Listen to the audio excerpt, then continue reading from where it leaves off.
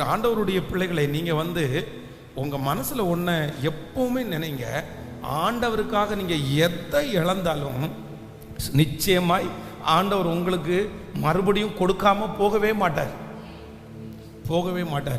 அவ யோசேப்பை குறித்து வேதம் சொல்லுகிறது, அந்த இடத்துல தப்பு பண்ணக்கூடிய சகல உரிமையும் அவருக்கு இருக்குது. அப்படின்னா யாருமே ஒன்றும் பிரச்சனை எல்லாம் ஒன்றும் இல்லை, எல்லாமே அவர் பண்ணிடலாம். யாரும் பார்க்கவும் இல்லை, யாருமே அவரை திட்ட போகிறதும் இல்லை. ஆனால் அவர் என்ன சொல்கிறாருன்னா, அந்த இடத்துல என் தேவனுக்கு விரோதமாக இவ்வளோ பெரிய பொல்லாங்க நான் எப்படி சொல்லுங்க, நான் எப்படி செய்வேன்? என்னுடைய அப்போ ஆண்டவர் மேலே அவ்வளவு பாசம் வச்சிருக்கிறாரு பாருங்களேன். நீங்கள் ஆதியாகமம் 39ஆம் அதிகாரத்தினுடைய 9வது வசனத்தை வாசித்து பார்ப்பீர்களானால், இந்த வீட்டிலே என்னிலும் பெரியவன் இல்லை, நீ அவருடைய மனைவியாய் இருக்கிறபடினால் உன்னை தவிர வேறு ஒன்றையும் அவர் எனக்கு விலக்கி வைக்கவில்லை. இப்படி இருக்க நான் இத்தனை பெரிய பொல்லாங்குக்கு உடன்பட்டு தேவனுக்கு விரோதமாய் பாவம் செய்வது எப்படி என்றான். எல்லாரும் சொல்லுங்க, இத்தனை பெரிய பொல்லாங்குக்கு உடன்பட்டு தேவனுக்கு விரோதமாய் சொல்லுங்க, தேவனுக்கு விரோதமாய் பாவம் செய்வது எப்படி? தேவனுக்கு விரோதமாய் பாவம் செய்வது எப்படி? அப்போ ஆண்டவருடைய பிள்ளைகளை ஒன்று நினைத்துக் கொள்ளுங்கள், உங்களுடைய முன்னாடி எது வந்து நிற்கணும்? எது வந்து நிற்கணும் சொல்லுங்க எல்லாருமே. உங்களுக்கு முன்னாடி தேவன் தான் வந்து நிற்கணும். தேவன் தான் வந்து நிற்கணும். எல்லாவற்றிலும் அப்படிதான், எல்லாவற்றிலும் அப்படி உங்களுக்கு முன்பாக ஆண்டவர் வந்து நிற்பாரானால் நீங்க ஆண்டவருக்காக எதெல்லாம் சாக்ரிஃபைஸ் பண்றீங்களோ, நீங்க எதெல்லாம் ஆண்டவருக்காக விட்டு கொடுக்குறீங்களோ, கண்டிப்பாக சொல்லுகிறேன், அதற்கு ஒரு நன்மையை நீங்க பெற்றுக்கொள்ளாம போகவே மாட்டீங்க. ஆண்டவர் வந்து அதுல நம்ம வந்து ஒரு காரியத்தை ஆண்டவருக்காக நம்ம செஞ்சோம் அப்படின்னா, நமக்காக ஆண்டவர் வந்து 10 காரியத்தை ஆண்டவர் நமக்காக செய்கிறதற்கு கர்த்தர் வல்லவரா இருக்கிறார். அவ்வளவு ஆண்டவர் நம்ம மேல பிரியமா இருப்பாரு. என் பிள்ளை எனக்காக இந்த காரியத்தை செஞ்சிருக்கிறான், என்னுடைய பிள்ளை எனக்காக இதை விட்டு கொடுக்கிறான், நான் எப்படி அதை என் பிள்ளைக்காக செய்யாம இருப்பேன்? ஆண்டவர் நமக்காக அவ்வளவு பக்தி வைராக்கியம் காண்பிக்கிற தேவனா இருக்கிறார். எகிப்து தேசத்துல ஆண்டவரை முன்னாடி வச்சு கர்த்தருக்காக அந்த காரியத்தை செஞ்சான் பாருங்களேன். அந்த ஜனங்கள் கண்களுக்கு முன்பாகவே கர்த்தர் யோசேப்பினுடைய தலையை உயர்த்தி மேன்மைப்படுத்தினது உண்டானால், ஆண்டவருக்காக நீங்கள் செய்கிறதை கர்த்தர் ஒரு நாளும் உங்களுக்காக ஆண்டவர் வந்து செய்யாமல் கர்த்தர் இருக்கவே மாட்டார். அல்லேலூயா. ஆண்டவருக்காக நஷ்டப்படுவது நமக்கு சில நேரத்தில் ஆசீர்வாதம். நீங்கள் வந்து வேதத்தில் ஆபிரகாமனுடைய மகனாகிய ஈசாக்கு, இந்த ஈசாக்கு வந்து ஏசேக்க விட்டு கொடுத்ததுக்கு காரணம் என்ன? சித்தனாவை விட்டு கொடுத்ததுக்கு காரணம் என்ன? வேற ஒன்றும் கிடையாது.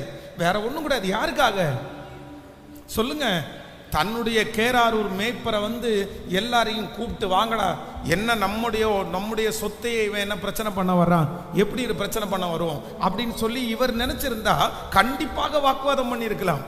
இவர் நினைச்சா கண்டிப்பா சத்தம் போட்டிருக்கலாம். ஆனா என்ன அப்படின்னு சொன்னா, எனக்காக யுத்தம் பண்ணுகிறவர் யார் என்றால் கர்த்தர். நான் அப்படி இவங்கள மாதிரி சண்டை போட்டுட்டு இருக்க முடியாது. நான் ஏசப்பா பிள்ளை. நான் இவங்கள மாதிரி வாக்குவாதம் பண்ணிட்டு இருக்க முடியாது. நான் ஏசப்பா பிள்ளை. நான் பைபிளை சுமக்கிறேன். நான் சர்ச்சுக்கு போறேன். நான் ஞானஸ்நானம் எடுத்திருக்கிறேன். நான் ஆண்டவருடைய பிள்ளை. ஒவ்வொரு தேவனுடைய பிள்ளையினுடைய இருதயத்திலையும் இந்த பேசிக் அனுபவம் கண்டிப்பா வேணும். இன்னைக்கு நம்ம நிறைய பேர் எதை மறக்கிறோம் அப்படின்னா, நான் ஆண்டவருடைய பிள்ளைங்கிறதே மறந்துடுறோம். நாம் வேதத்தை சுமக்கிறவன் அப்படின்றதை மறந்துடுறோம்.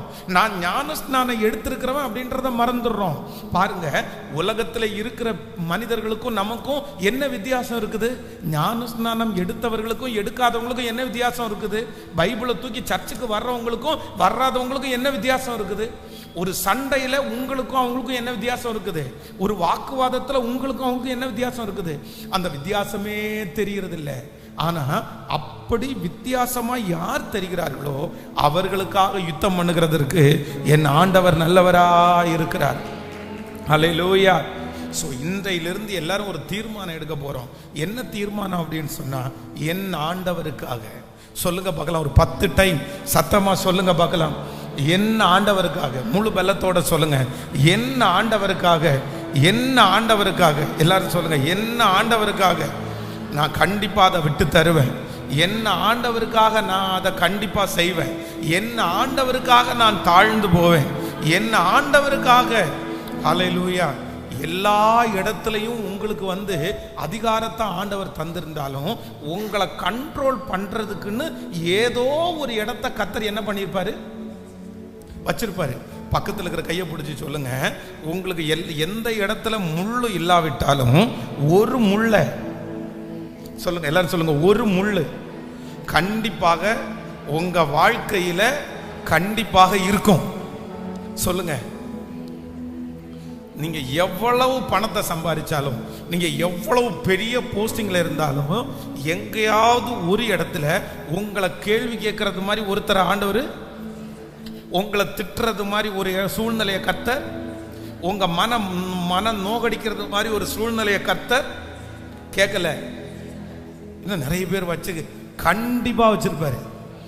ஏன் அப்படின்னு சொன்னா, ஆண்டவர் இதுக்கு ஏன் ஆண்டவரே, நான் நல்லவன் தானே, நான் ஆண்டவரை தேடுறவன் தானே, நான் பரிசுத்தம் உள்ள பிள்ளை தானே, எனக்கு ஏன் இந்த முள்ள வச்சிருக்கிறீங்க அப்படின்னு தேவனுடைய மனுஷன் சவுல் பவுல் ஆண்டவரை கேட்கும்போது ஆண்டவர் ஒரே வார்த்தையில முடிச்சிட்டாரு, நீ உன்னை உயர்த்தாதபடிக்கு அது உன்னை குட்டும் சாத்தானுடைய தூதனாய் இருக்கிற.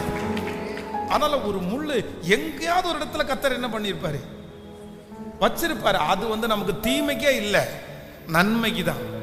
சில சில சில கணவன் மாதிரி சொல்லுவாங்க, எல்லா இடத்துலையும் அவர் மீசையை முறுக்கி விட்டு அப்படியே பெரிய இது மாதிரி உட்காருன்னா உட்காருவாங்க, எந்திரினா எந்திரிப்பாங்க. அவர் கையில் அவ்வளோ அதிகாரம் இருக்கும். கிட்டத்தட்ட 500 பேர் அவர்கிட்ட சம்பளம் வாங்கி அவர் சம்பளம் கொடுப்பாரு. நீ வானா ஒரு 100 பேர் வருவாங்க, அந்த மாதிரி இருப்பாங்க.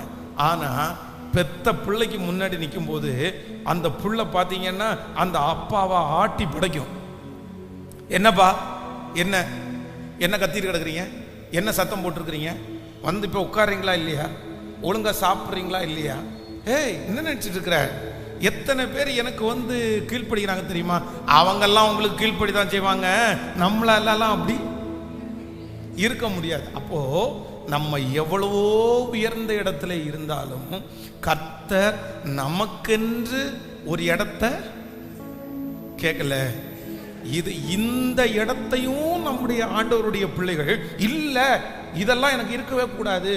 என்னை எத்தனை பேர் மதிக்கிறாங்க தெரியுமா, என்னை எத்தனை பேர் கனம் பண்றாங்க தெரியுமா, என்னை எத்தனை பேர் உயர்த்தி பேசுறாங்க, இந்த இடத்துல இந்த ஆள் என்ன பெரிய, இந்த மனுஷன் என்ன பெரிய, இந்த இடத்துல நான் அப்படியெல்லாம் இருக்க மாட்டேன்னு நினைச்சீங்கன்னா, இந்த ஒரு முள்ள நீங்க சகிக்காத இந்த ஒரு காரணத்திற்காக எல்லாத்தையும் நீங்க இழக்க வேண்டிய சூழ்நிலை வரும்.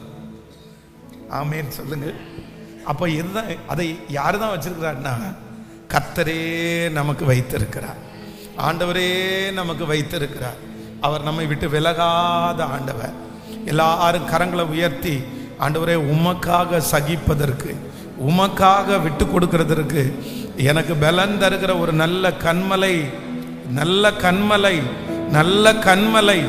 மலைகள் விலகலாம், பர்வதங்கள் நிலவேர்ந்து போகலாம், ஆனால் என்னுடைய ஆண்டவருடைய கிருபை என்னை விட்டு ஒரு நாளும் அவர் விலகுவதே இல்லை, விலகுவதே இல்லை.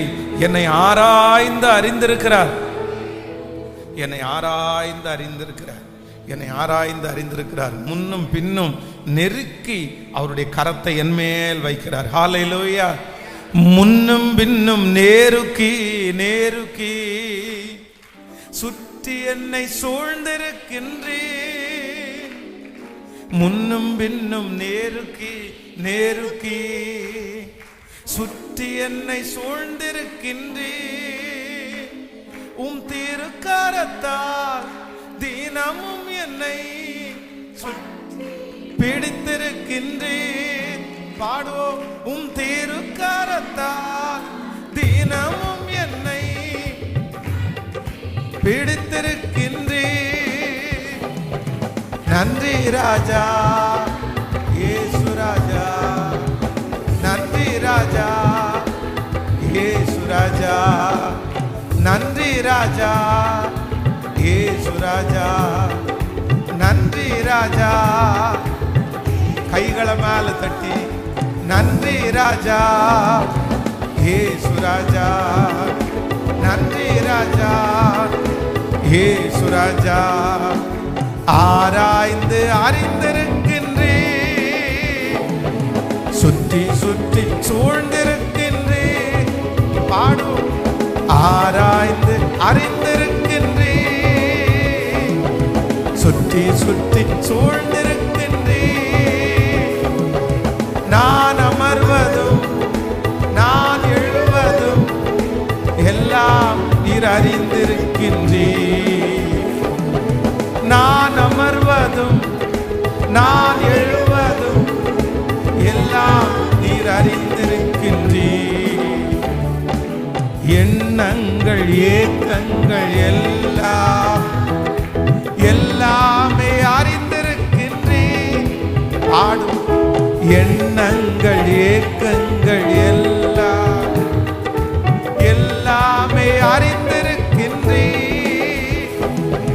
நடந்தாலும் பாடுத்தாலும் அப்பா நீர் அறிந்திருக்கின்றே. நடந்தாலும் பாடுத்தாலும் அப்பா நீர் அறிந்திருக்கின்றே. கைகளை மேல நன்றி ராஜா நன்றி ராஜா இயேசு ராஜா. கருவையும் கண்கள் கண்டதே, மறைவாய் வளர்வர் கவனித்தீரே. கருவையும் கண்கள் கண்டன, மறைவாய் வளர்வர் கவனித்தீரே. அதிசயமாய் பிரமிக்கத்தக்க பக்குவமாய் உருவாக்கினீ. அதிசயமாய் பிரமிக்கத்தக்க பக்குவமாய் உருவாக்கினீ. சேர்ந்து சொல். நன்றி ராஜா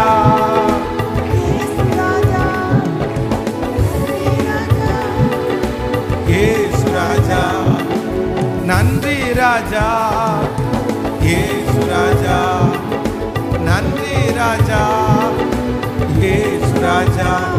என்னை காண்பவரே, தினம் காப்பவரே, என்னை காண்பவரே, தினம் காப்பவரே.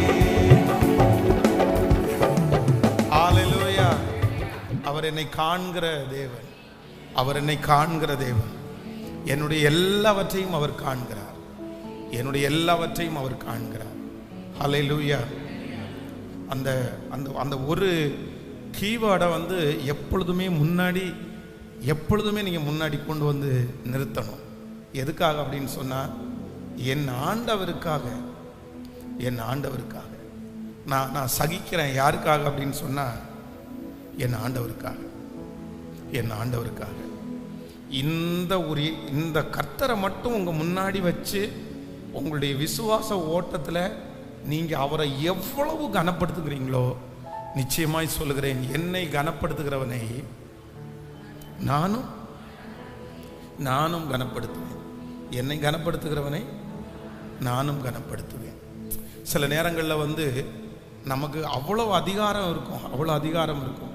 ஆனால் அந்த இடத்துல என்ன பண்ணுவோம் அப்படின்னு சொன்னால் தாழ்ந்து போகும். அதான் சிமேயி வந்து பாருங்க, சிமேயி இந்த இடத்துல பெரிய ஆளா, தாவீது பெரிய ஆளான்னு கேட்டால் யார் தான் பெரிய ஆள்? தாவீது சிமேயி நினைக்க முடியாத அளவுக்கு பெரிய ஆள். தாவீதனுடைய வேலைக்காரனே சொல்கிறான், நீங்கள் எல்லாம் போக வேண்டாம், உங்களுக்காக யார் போகிறேன் அப்படின்னா, இவர் ஒரு செய்கை காமிச்சா, இவர் ஆமான்னு சொன்னால் இவருக்காக சண்டை போடுறதுக்கு ஒருத்தர் ரெடியாக இருக்கிறாரு. நான் போய் அவனை என்ன ஏதுன்னு கேட்டுட்டு வரேன். ஆனால் தாவீது அந்த இடத்துல என்ன சொல்கிறார் அப்படின்னு சொன்னால், நீ அமைதியாரு. யாருக்காக அப்படின்னு சொன்னால், சிமேயி தூசிக்கணும்னு யார் அனுமதிச்சிருக்கிறா? அந்த இடத்துல தாவீது யாரை கொண்டு வந்து நிறுத்துறாரு? முன்னாடி கர்த்தரை கொண்டு வந்து நிறுத்துறாரு. நீ சண்டை போடாதப்பா, நீ வழக்காடாதப்பா, நீ அமைதியாக போப்பா. கர்த்தரை முன்னாடி கொண்டு வந்து நிற்கிறாரு. இந்த ஆண்டவரை முன்பாக கொண்டு வந்து நிறுத்தினதனுடைய ஒரு விளைவு தான் வேதம் சொல்கிறது. சிமேயு காணாம போயிட்டான். ஆனா ஆண்டவர் தாவீதுனுடைய முன்னிலைமையை பார்க்கல, மின்னிலைமையை கர்த்தர் பல மடங்கு கர்த்தர் ஆசீர்வதித்தார். அதனால ஆண்டவருடைய பிள்ளைகளை இந்த ஃபாஸ்டிங் ப்ரேயர்ல சில காரியத்தை வந்து எல்லாவற்றையும் அனுபவிக்கிறதுக்கு எனக்கு அனுபவிக்கிறதுக்கு அதிகாரம் உண்டு. ஆனால் நான் என்ன பண்ணுவேன்னா, என் தேவனுக்காக நான் என்ன பண்ணுவேன்னா அதை சகிப்பேன், அதை விட்டு கொடுப்பேன். இந்த ஒரு மனப்பான்மை உங்களை பல மடங்கு அதிகமாக ஆசீர்வதிக்கும். ஹல்லேலூயா. ஸோ இன்றைக்கு இந்த ஃபாஸ்டிங் ப்ரேயரில் நம்ம வந்து ஃபஸ்ட்டு ஒன்றுக்காக ஜெபிக்கணும். என்ன ஜெபிக்கணும் அப்படின்னு சொன்னால், இந்த தொழில் நம்ம நிறைய பேர் செய்கிறாங்க, நிறைய பேர் நிறைய இடத்துல வேலைக்கு நிறைய பேர் கடந்து போகிறாங்க. ஆனால் சிலருடைய வாழ்க்கையிலே செய்கிற மிகப்பெரிய தவறு என்ன அப்படின்னு சொன்னால், இந்த தன்னுடைய தொழிலை, தன்னுடைய சூழ்நிலையை அடிக்கடி அவங்க என்ன பண்ணிட்டாங்கன்னா மாற்றிட்டே இருக்காங்க, சேஞ்ச் பண்ணிகிட்டே இருக்கிறாங்க. இந்த ஃபீல்டு எடுக்கலாமா, இந்த ஃபீல்டு எடுக்கலாமா, இது நல்லா இருக்குமா, இது நல்லா இருக்குமா. பாருங்கள், வந்து இந்த தொழில் நிறைய பேர் செய்கிறவங்க வந்து ஒரு நாள் திடீர்னு பார்த்தா ஒரு தள்ளுவண்டியை வாடகைக்கு எடுத்து அந்த தள்ளுவண்டியில் பார்த்தீங்கன்னா தோசை சுட்டிருப்பாங்க. அடுத்த நாள் பார்த்தீங்க அப்படின்னு சொன்னால் போண்டா சுட்டிருப்பாங்க. அடுத்த நாள் இல்லை, எனக்கு இந்த ஃபீல்டு செட் ஆகலை, நான் என்ன பண்ண போகிறேன் அப்படின்னு சொன்னால் வெங்காயம் விற்கிற அந்த வியாபாரத்துக்கு நான் போகிறேன் அப்படின்னு போயிருப்பாங்க. இன்னும் கொஞ்ச நாள் தாண்டி பார்த்தீங்க அப்படின்னு சொன்னால், இல்லை எனக்கு இது செட் ஆகாது, நான் பேசாமல் டிரைவர் வேலைக்காக நான் போனால் நல்லா இருக்கும் அப்படின்னா அந்த மாதிரி. இன்னும் கொஞ்ச நாள் தாண்டி பார்த்தீங்கன்னா, இல்லை இது எதுவுமே எனக்கு செட் ஆகலை, நான் வேணால் கவர்மெண்ட் எக்ஸாம் வேணால் ப்ரிப்பரேஷன் பண்ணி அதை எழுதலாமான்னு நினைக்கிறேன். அப்போது இந்த நிலைவரம் இல்லாத ஒரு மனுஷன் வந்து எந்த இடத்துலையும் ஆசீர்வதிக்கப்படவே முடியாது. ஒன்று நீங்கள் நினைத்து கொள்ளுங்கள், உங்களுடைய ஃபீல்டு, உங்களுக்கு தெரிந்தது, நீங்கள் கை வைக்கிறது எதுவானாலும் ஆண்டவர் என்ன வாக்கு கொடுக்கிறார் அப்படின்னு சொன்னால், நீ கையிட்டு செய்யும் எல்லா வேலையிலையும் உன் தேவனாகிய கர்த்தர் உன்னோடு கூட இருந்து உன்னை ஆசீர்வதிப்பார். அப்போ நம்முடைய ஆண்டவரை பொறுத்தளவில் இந்த வேலை செஞ்சாதான் நான் உன்னை ஆசீர்வதிப்பேன், இந்த தொழில் நீ செஞ்சாதான் உன்னை ஆசீர்வதிப்பேன் அப்படின்னெல்லாம் கிடையாது. கர்த்தர் என்ன வாக்கு கொடுக்கிறாருன்னா, நீ கையிட்டு செய்யும் எல்லா வேலையிலும், நீ கையிட்டு செய்யும் எல்லா வேலையிலையும் உன் தேவனாகிய கர்த்தர் உன்னோடு கூட இருந்து உன்னை அவர் ஆசீர்வதிப்பார். அப்போ ஆண்டவருடைய பிள்ளைகளுக்கு ஒரு ஞானம் வேண்டும். என்ன ஞானம் அப்படின்னு சொன்னா, நான் எதை செஞ்சாலும் ஆண்டவர் என்னை என்ன பண்ணுவார் அப்படின்னா, அவர் வாய்க்க பண்ணுகிற தேவன். யோசேப்பை குறித்து வேதம் சொல்கிறது, போத்திபாருடைய மனைவி, போத்திபாருடைய வீட்டில் இருந்தாரு பாருங்க, அந்த வேலையை கர்த்தர் ஆசீர்வதிச்சார். சிறைச்சாலையில் இருந்தாரு பாருங்க, அந்த வேலையை ஆண்டவர் ஆசீர்வதிச்சார். பார்வோனுடைய அரண்மனையில் இருந்தார் பாருங்க, அந்த வேலையை ஆண்டவர் ஆசீர்வதிச்சார். அதற்கு பிறகு இந்த பூமியெல்லாம் அவர்கள் இருந்த நாட்களில் இருந்த பஞ்ச காலத்தில் அந்த காரியத்தை எல்லாம் சேர்த்து வைக்கிற அந்த வேலையில் இருந்தார். எல்லாத்தையும் ஆண்டவர் ஆசீர்வதிச்சார். அப்போ நீ கையிட்டு செய்யும் எல்லா வேலையிலையும் உன் தேவனாகிய கர்த்தர் உன்னோடு கூட இருந்து உன்னை ஆசீர்வதிப்பார். சங்கீதக்காரனாகிய தாவீது ஜெபிக்கும் போது எப்படி ஜெபிக்கிறார் அப்படின்னா, தேவனே நிலைவரமான ஆவியை என் உள்ளத்திலே புதுப்பியும். நிலைவரமான ஆவி. அப்போ இன்றைக்கு இந்த உபவாச ஜெபத்தில் நம்ம எதுக்காக நம்ம ஸ்பெஷலாக ஜெபிக்க போறோம் அப்படின்னு சொன்னா, ஆண்டவருடைய பிள்ளைகள் வந்து அங்கேயும் இங்கேயும் ஒரு நாளும் என்ன பண்ணக்கூடாதுன்னா, திரிஞ்சிட்டே அப்படின்னா மாத்திட்டே இருக்கக்கூடாது, சேஞ்ச் பண்ணிட்டே இருக்கக்கூடாது. இந்த சத்தத்தை கேட்கிற யாராவது ஒருத்தர் வந்து ஒருவேளை நீங்கள் இருக்கிற வேலையில், நீங்கள் செய்து கொண்டிருக்கிறதுல உங்களுக்கு திருப்தி இல்லாமல் இருக்கலாம். நான் இதை எப்படி செய்வேன், நான் இதில் ஆசீர்வதிக்கப்படுவேனா, இது எனக்கு நன்மையாக அமையுமா, இது எனக்குடைய எதிர்காலத்திற்கு வெற்றியாக அமையுமா ஒன்று நீங்கள் நினைத்து கொள்ளுங்கள். நீங்கள் வந்து அந்த மாதிரி நினைச்சு நீங்கள் உங்களை புதுப்பித்து கொள்ளுகிறதுலே தவறு அல்ல. ஆனால் ஒன்று, நீங்கள் இன்னையோட ஒரு தீர்மானம் எடுங்க, இனி வந்து என்னுடைய ஃபீல்டை நான் என்ன பண்ண மாட்டேன்னா மாற்ற மாட்டேன்னு ஒரு தீர்மானம் எடுங்க. நான் மாற்ற மாட்டேன். இப்போ பாருங்களேன், ஊழியத்திலே 5 விதமான ஊழியம் இருக்கிறது. மேய்ப்பன் ஊழியம் இருக்கிறது, தீர்க்க தரிசன ஊழியம் இருக்கிறது, டீச் பண்ணுற ஊழியம் இருக்கிறது. இப்படியே ஊழியத்திலையும் வந்து பார்த்தீங்கன்னா பலவிதமான ஊழியம் இருக்கிறது. இப்போ நான் செய்கிற ஊழியம் என்ன ஊழியம் செய்கிறேன் அப்படின்னு சொன்னால், நான் வந்து சபை மேய்ப்பன். ஒரு திருச்சபை ஆண்டவர் தந்திருக்கிறார். இந்த திருச்சபையினுடைய ஜனங்களை வைத்து இந்த சபை ஊழியத்தை நான் செய்கிறேன். ஆனால் இந்த சபை ஊழியத்தில் வந்து வெறும் நான் போதிக்கிற ஊழியம் மட்டும் செய்யாமல் 5 விதமான ஊழியமும் இந்த சபை ஊழியத்தில் நடக்குது. தீர்க்க தரிசனமான ஊழியம், தீர்க்க தரிசன ஊழியம் இதில் நடக்குது. டீச்சிங் அப்படின்னா போதிக்கிற ஊழியம் இதில் நடக்குது. இந்த 5 விதமான ஊழியத்தையும் இந்த சபையை வைத்து செய்யும்படியாக ஆண்டவர் உதவி செய்திருக்கிறார். ஆனா என்னுடைய வேதாகம கல்லூரி முடிக்கும் போது ஊழியக்காரங்க வர்றவங்க எல்லாருமே 3rd இயர் அப்படின்னா 3வது ஆண்டு படிக்கும் போது அவங்க எல்லாம் என்ன சொல்லுவாங்க அப்படின்னு சொன்னா, உனக்கு என்ன ஊழியம், உனக்கு என்ன ஊழியம் நீ கண்டுபிடிச்சிட்டியா? உனக்கு என்ன ஊழியம் இருக்குது? மேய்ப்பனுக்குரிய ஊழியமா உனக்கு? உனக்கு தீர்க்க தரிசன ஊழியமா? உனக்கு சுவிசேஷ ஊழியமா? அப்படின்னு என்ன ஊழியத்தான் ஆண்டவர் உனக்கு வச்சிருக்கிறாரு? அப்போ நான் ரொம்ப தடுமாறினது என்ன அப்படின்னு சொன்னா, எனக்கு என்ன ஊழியம் அப்படின்றது எனக்கு ஒரு பெரிய கேள்விக்குறியா இருந்துச்சு. என்ன ஊழியம் ஆண்டவர் வச்சிருக்கிறார்? ஒருவேளை என்னுடைய தகப்பனார் ஒருவேளை பாஸ்டரா இருந்திருந்தா அவர் என்ன சொல்லியிருப்பார் அப்படின்னு சொன்னா, ஒன்றும் இல்லப்பா, நீ என்னுடைய பிள்ளையா இருக்கிறதுனால உன் மேலேயும் ஆண்டவர் இந்த அபிஷேகத்தை தான் வச்சிருக்கிறாரு, நீ தொடர்ந்து இந்த மேய்ப்பனுக்குரிய ஊழியத்தை செய்யணும், இந்த சபையை நடத்து அப்படின்னு சொல்லலாம். ஆனா என்னுடைய தகப்பனார் வந்து அவர் வந்து ஒரு ஊழியக்காரர் அல்ல, அவருக்கு ஊழியத்தை பற்றி எதுவுமே தெரியாது. அப்போ என்னுடைய பாஸ்டரிடத்துல போய் ஆண்டவர் எனக்கு என்ன ஊழியத்தை வச்சிருக்கிறாருன்னு கேட்டா எங்க பாஸ்டர் என்ன சொல்லுவார் அப்படின்னா, உன்னுடைய ஊழியம் எனக்கு தெரியாது, நீ ஜெபம் பண்ணி ஆண்டவரிடத்துல கேளு, ஆண்டவர் வந்து என்ன ஊழியத்தை உனக்கு கொடுத்துக்கிறாரோ அந்த ஊழியத்தை நீ செய் அப்படின்னு தான் சொல்லுவாரு. நீங்கள் 1 கொரிந்தியரிலே 12ஆம் அதிகாரத்தில் வாசிக்கும் போது 5வது வசனத்திலே, ஊழியங்களிலேயும் வித்தியாசம் உண்டு, கர்த்தர் ஒருவரே, கிரியைகளிலேயும் வித்தியாசம் உண்டு, எல்லாருக்குள்ளும் எல்லாவற்றையும் நடப்பிக்கிற தேவன் ஒருவரே. அப்போ ஒன்று நீங்கள் நினைத்துக் கொள்ளுங்கள், ஊழியத்தில் இப்போ வந்து எனக்கு வந்து இந்த வசனத்தின்படி பார்த்தீங்கன்னா ஒரு பெரிய தடுமாற்றம் வருகிறது. அப்போ நான் ஜெபம் பண்ணிட்டே இருக்கிறேன், ஆண்டவரே என்ன ஊழியம், என்ன ஊழியம் வச்சிருக்கிறீங்க, எனக்கு டிசைட் பண்ணவே தெரியல, எனக்கு எப்படி ஆரம்பிக்கணும்னு தெரியல. ஆனால் அந்த அந்த அந்த பைபிள் காலேஜினுடைய காரியம் முடியும் போது அவங்க ஸ்தாபனமே நியமிக்கிற ஒரு ஊழியம் என்ன அப்படின்னு சொன்னால், சபை ஊழியத்தை அவங்க நியமிக்கிறாங்க, சர்ச்சை போட்டுட்டாங்க.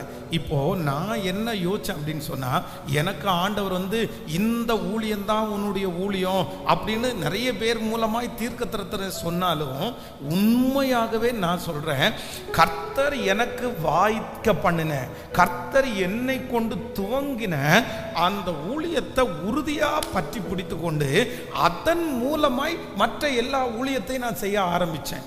அப்போ அது எனக்கு வந்து ரொம்ப ஆசீர்வாதமாக இருந்தது.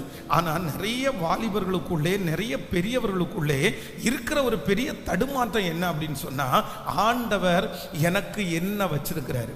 சிலர் வந்து என்ன சொல்லுவாங்க அப்படின்னு சொன்னால், அவங்க வேலை ஸ்தலத்தில் பார்த்தீங்கன்னா அவ்வளோ பெரிய பிரச்சனையாக இருக்கும், எல்லாருமே எதிராக நிற்பாங்க, ஒரே சண்டையாக இருக்கும், சமாதானமே இருக்காது. உடனே இவங்க என்ன நினைப்பாங்க தெரியுமா, ஐயோ ஆண்டவர் என்ன இந்த இடத்துல வச்சிருக்கிறாரா இல்லையா, ஆண்டவர் என்ன வச்சிருந்தாருன்னா இவ்வளோ யுத்தம் எதுக்கு வருது, எதுக்கு இவெல்லாம் இந்த மாதிரி சண்டை போடுறான், எதுக்கு இந்த பிரச்சனை வருது அப்படின்னு நினச்சிட்டு நிறைய பேர் என்ன பண்ணுவாங்கன்னா தடுமாறுவாங்க. வேண்டாம், இந்த எனக்கு நிரந்தரம் இல்லை போல தெரியுது, எனக்கு வேற ஏதாவது மாற்றலாம் அப்படின்னு சொல்லி அந்த காரியத்தை மாற்றி உடனே அடுத்த ஒரு பகுதியை தெரிஞ்செடுப்பாங்க. ஆனா அதே இடத்துல அடுத்த 2 வருஷத்துல திரும்ப அப்படிதான் நடக்கும். அப்போ ஒன்று நீங்கள் நினைத்துக் கொள்ளுங்கள், ஆண்டவருடைய பிள்ளைகளே, நீங்க இன்னைக்கு ஒரு தீர்மானம் எடுக்கணும். எதையுமே நீங்க என்ன பண்ணிட்டு இருக்காதீங்கன்னா மாத்திட்டே இருக்கக்கூடாது, மாத்திட்டே இருக்கக்கூடாது. நீங்க ஒரு இடத்துல நிக்கணும், நீங்க ஒரு இடத்துல கால் ஊன்றணும், நீங்க ஒரு இடத்துல வந்து அது எந்த ஃபீல்டா வேணாலும் இருக்கலாம். நான் நம்புகிறேன், ஆசீர்வதிக்கிறவர் கர்த்தர், நமக்கு ஞானத்தை கொடுக்கிறவர் கர்த்தர், நமக்கு சொல்லி தருகிறவர் கர்த்தர், நம்மை அந்த இடத்துல திறமசாலிகளாய் மாற்றுகிறவர் கர்த்தர். பாருங்க, சில இடங்களில் வந்து சிலர் வந்து உயர்ந்த இடத்துல வந்திருக்கிறாங்க, நிறைய செஞ்சிருக்கிறாங்க. அவங்கள்ட்ட போய் நீங்க கேட்டு பார்த்தீங்க அப்படின்னு சொன்னா, நீங்க யாராவது உங்களுக்கு கற்றுக் கொடுத்தீங்களான்னு கேட்டா கிடையாது. அவங்க அதை படிச்சிருக்கிறாங்களான்னா கிடையாது. அவங்கள யாராவது பின்னாடி இருந்து மோட்டிவேட் பண்ணாங்களா கிடையாது. ஆனா என்ன யார் செஞ்சான்னா, ஆண்டவர் அந்த காரியத்தை செய்யக்கூடிய சகல கிருபைகளையும் கர்த்தரே அவர்களுக்கு கிருபையாய் கர்த்தர் கற்றுக் கொடுத்தார். எத்தனை பேர் ஆமோதிக்கிறீர்கள்? அதனால ஆண்டவருடைய பிள்ளைகளை யாரோ ஒருத்தரிடத்துல இந்த ஃபாஸ்டிங் பிரேயர்லாம் ஆண்டவர் என்ன பேசுறாரு அப்படின்னு சொன்னா, நீங்க ஆண்டவர் வந்து ஒரு வழியை உங்களுக்கு நடத்துவார். நீங்க என்ன பண்ணணும் அப்படின்னு சொன்னா, நீங்கள் செய்கிற அந்த காரியத்திலே நிலைவரமா நீங்க இருக்கணும். இன்னைக்கு ஒரு தீர்மானம் பாருங்க. ஒரு இடத்துல வந்து இப்போ நீங்க குடியிருக்கிற இடம், அந்த குடியிருக்கிற இடத்துல ஒரு சமாதான குறைவு வருது. பக்கத்துல இருக்கிறவர் ஒருத்தர் சண்டை போட்டுட்டே இருக்கிறாரு. நீங்க என்ன பண்ணுவீங்க? சண்டை போட்டோன்னே என்ன பண்ணுவாங்க? உடனே நிறைய பேர் என்ன நினைப்பாங்கன்னா, ஐயோ ஆண்டவருடைய சித்தம் இல்லையோ, இந்த இடத்துல நான் வந்தது ஆண்டவருடைய விருப்பம் இல்லையோ. உடனே ஒரு ஊழியக்காரண்டத்துல போய் கேட்பாங்க, பாஸ்டர் ஜெபம் பண்ணி சொல்லுங்க பாஸ்டர், இந்த இடத்துல நான் இருக்கலாமா வேண்டாமா, இந்த இடத்த விட்டு போகவா, இந்த இடம் எனக்குரிய இடமா இல்லையா? ஒன்று நீங்கள் நினைத்து கொள்ளுங்கள். ஒன்றும் இல்லை. அந்த இடத்துல நீங்க வந்து இன்னொருத்தர்கிட்ட போய் இந்த இடத்துல ஆண்டவருடைய சித்தமா இல்லையான்னு கூட நீங்க கேட்க வேண்டாம். நான் நம்புகிறேன், சில நேரத்தில் வந்து அந்த இடத்துல ஏன் பிரச்சனை வருது, எதனால பிரச்சனை வருது, அவங்க வீட்டுக்கு நமக்கு விரோதமாக இருக்கிறவர்கள் அவர்கள் நம்ம மேல பொறாமையினால பிரச்சனை பண்றாங்களா, இல்லை நம்ம அடிக்கடி வர்றது அவங்களுக்கு பிடிக்கலையா?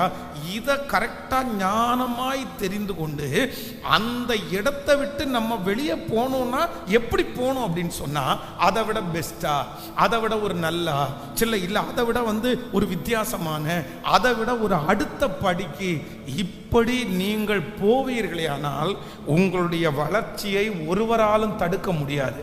ஆனா அதே நேரத்தில் இந்த இடத்துல எனக்கு பிரச்சனையா இருக்குது, இந்த இடத்துல எனக்கு சமாதானம் இல்லை, இந்த இடத்துல எல்லாரும் திட்டுறாங்க, இந்த இடம் எனக்குரியது இல்லைன்னு நீங்க நினைச்சீங்கன்னா கண்டிப்பாக உங்களுடைய வாழ்க்கையிலே வளர்ச்சி என்கிற ஒன்றை நீங்கள் பார்க்கவே முடியாது. சில இடத்துல ஆண்டவர் வந்து முள்ளுகளுக்குள்ள நம்மளை வைக்கிறது மாதிரி தான் ஆண்டவர் வைப்பார். முள்ளுகளுக்குள்ளே லீலி புஷ்பம் எப்படி இருக்கிறதோ அப்படியே என் குமாரத்திற்குள்ளேயும் நீங்கள் இருக்கிறீர்கள். அந்த இடத்துல கர்த்தர் நம்மளை ஜெபிக்கிறதற்காக, ஆண்டவரை ஆராதிக்கிறதற்காக, நம்மளை உருவாக்குறதற்காக கர்த்தர் அப்படிப்பட்ட நபர்களை நம்மை சுற்றி வைத்திருக்கலாம். சில நஷ்டங்களை ஆண்டவர் நமக்கு தருவதற்கு காரணம் அந்த இடத்துல நம்ம ஜெயிக்க மாட்டோன்றதுக்காக அல்ல, சில காரியத்தை கற்றுக்கொள்ளுகிறதற்காக அந்த தோல்வியை ஆண்டவர் நமக்கு அனுமதிக்கலாம். ஆனா ஆண்டவருடைய பிள்ளைகள் ஒண்ணுல நீங்க கை வச்சீங்கன்னா, அதான் கலப்பையின் மேல் கையை வைத்து பின்னிட்டு பார்க்கிற எவனும் தேவனுடைய ராஜ்யத்திற்கு தகுதி உள்ளவன் அல்ல. ஆமென் சொல்லுங்கள். ஆண்டவரிடத்தில் எல்லாரும் கேட்க வேண்டியது ஒன்று என்னன்னா, எனக்கு நிலைவரமான ஆவியை எனக்கு தருவீராக. எல்லாரும் கரங்களை உயர்த்தி ஆண்டவரிடத்தில் கேட்கலாம், ஆண்டவரே நிலைவரமான ஆவியை, முழு பலத்தோட கேளுங்க, ஒரு நிலைவரமான ஒரு ஆவியை. என்னுடைய வேலையில் ஒரு நிலைவரம் எனக்கு வேணும், என்னுடைய தொழிலில் எனக்கு ஒரு நிலைவரம் வேணும் ஆண்டவரே, என்னுடைய குடும்ப வாழ்க்கையில் ஒரு நிலைவரம் வேணும், என்னுடைய மனசு அங்கேயும் இங்கேயும் அலைபாயாதபடி இப்பொழுது ஒரு நிலைவரமான ஆவியை எனக்குள்ளே வைப்பீராக, என்னுடைய பிள்ளைகளுக்குள்ளே வைப்பீராக. சொல்லுங்க, ஒவ்வொருத்தரும் கேளுங்க, ஆண்டவரே நிலைவரமான ஆவியை எனக்கு தருகிற கர்த்தர் இந்த உபவாச ஜெபத்திலே ஆண்டவரே எனக்குள்ளே அப்படிப்பட்ட ஒரு நிலைவரமான ஆவியை கர்த்தர் இப்பொழுது கட்டளை இடுகிறதற்காய் ஸ்தோத்திரம் ஆண்டவரே, ஸ்தோத்திரம் ஆண்டவரே, ஸ்தோத்திரம் ஆண்டவரே. அவர் என்னை காண்கிற தேவன். ஆனா ஒண்ணு நீங்க நினைச்சுக்குங்க, அந்த இடத்துல இருக்க விடாதபடி உங்களுக்கு பலவிதமான போராட்டங்கள் உங்களுக்கு வரும், பலவிதமான போராட்டம் வரும். அந்த வேலையை தொடர்ந்து நீங்கள் செய்யாதபடி உங்களுக்குள்ள பலவிதமான போராட்டம் வரும். பாருங்களேன், இன்றைக்கு ஊழியம் ஆரம்பித்து இந்த கிட்டத்தட்ட 20 ஆண்டுகள் தாண்டி விட்டது இந்த கம்ஃபர்ட் சர்ச் ஆரம்பிச்சு. ஆனா எத்தனை டைம் நான் நினைச்சிருக்கேன் தெரியுமா? என்ன நினைச்சிருக்கிறேன் அப்படின்னா, உண்மையாகவே ஆண்டவர் என்ன ஊழியத்துக்கு அழைச்சிருக்கிறாரா? உண்மையாகவே இந்த ஊழியம் தான் என்னுடைய ஊழியமா? இவ்வளவு நடத்தியும் இத்தனை ஜனங்களை நம்பியும் எத்தனையோ விச நான் நினைச்சிருக்கிறேன். ஏன்னா அவ்வளவு சூழ்நிலைகள் இருக்கும். ஆனா இப்பதான் என்ன புரியுது அப்படின்னு சொன்னா, இல்லை இல்லை இல்லை, அந்த மாதிரி சூழ்நிலை வரும்போது ஒரு தேவனுடைய பிள்ளை அந்த பக்கமும் இந்த பக்கமும் சாயவே கூடாது. இன்றைக்கு இந்த சத்தத்தை கேட்டுக்கொண்டிருக்கிற உங்க யாரோ ஒருத்தரிடத்துல ஆண்டவர் பேசிட்டே இருக்கலாம். நீங்க நினைக்கலாம், உண்மையிலேயே ஆண்டவர் இந்த இடத்துல தான் என்ன வைக்க போறாரா, இந்த சூழ்நிலையில தான் என்ன வைக்க போறாரா, அவ்வளவுதானா, இல்லை இதுதானா, இப்படி இருந்தா கர்த்தர் நம்மோடு கூட இருந்தா ஏன் இப்படி எல்லாம் நடக்குது, இப்படி மனிதர்கள் எல்லாம் எழும்புவார்களா? நீங்க எவ்வளவு வேணும் அதை குறித்து சந்தேகமே படாதிருங்கள். கர்த்தர் வாக்கு கொடுக்கிறார், உன்னுடைய ஆகாரத்தை தண்ணீர்கள் மேல் போடு, அநேக நாட்களுக்கு பின்பு அதனுடைய பலனை காண்பாய். எத்தனை சூழ்நிலைகள் வந்தாலும் அதிலே நீங்கள் நில்லுங்கள். எத்தனை போராட்டம் வந்தாலும் அதிலே நீங்கள் நில்லுங்கள். அதிலே நீங்கள் உறுதியாய் நில்லுங்கள். அதிலே கர்த்தரிடத்துல ஞானத்தை கேளுங்கள். அதிலே தாங்கக்கூடிய பலனை கர்த்தரிடத்துல கேளுங்க. நான் நம்புறேன், ஆண்டவர் உங்களை அந்த இடத்திலே சாட்சியாய் நிறுத்துகிறதற்கு கர்த்தர் வல்லவராய் இருக்கிறார். கர்த்தர் வல்லவராய் இருக்கிறார். ஹல்லேலூயா.